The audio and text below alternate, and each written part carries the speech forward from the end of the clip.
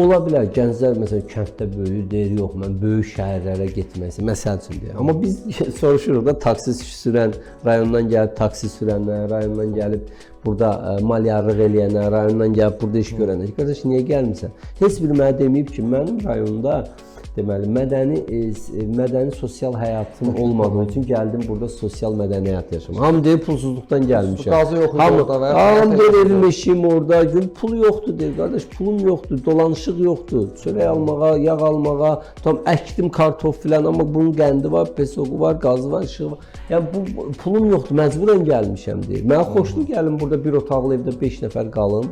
Düzü baxın o vardı indi biz otaq verirlər, artıq ucuz olsun deyiblər onlar.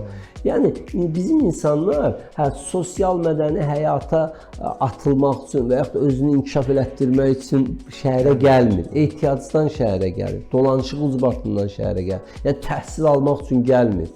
Təhsil almaq üçün gəlir, amma qayıtmağa yeri olmur. Qayıdıb öz kəndində nə işləyəcək, nə edəcək? Yəni bax biz ona görə mən deyirdim ki, icra başçıları bax bu icra başçılarının qarşısına öhdəlik kimi qoymalısan. Gənc əhalinin nə qədərdir, onun neçə faizini işlə təmin eləmirsən, onların neçə faizi özünü realizə eləyə bilir.